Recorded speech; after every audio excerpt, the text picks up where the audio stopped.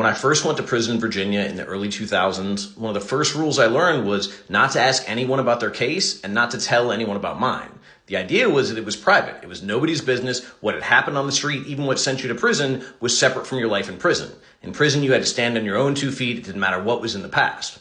Over the years, we started getting more and more gangs, more and more young guys, just basically a different generation, and they started having a different policy, which is they would run paperwork. So every new person who moved in that pod or into that housing unit, they'd run their name. They'd find out what their affiliation was. They'd find out if they had any sex offenses. They'd find out if they had told. Basically everything about them. And it became a different system of knowing everybody's business rather than respecting everybody's privacy.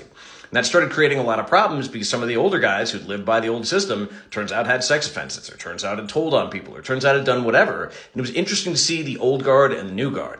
But when I first went in the one case I was talking about with this young guy who came in who had really messed up charges in a really messed up situation, nobody knew because he was still part of that generation of, you don't ask anybody. Like, especially a kid who comes in for something he did when he was 16, the assumption was it was a violent charge. It was from a bad neighborhood. It just kind of made sense. We had a lot of guys coming in for shootings, coming in for carjackings, coming in for robberies. It just happened he came in for something a lot worse than that.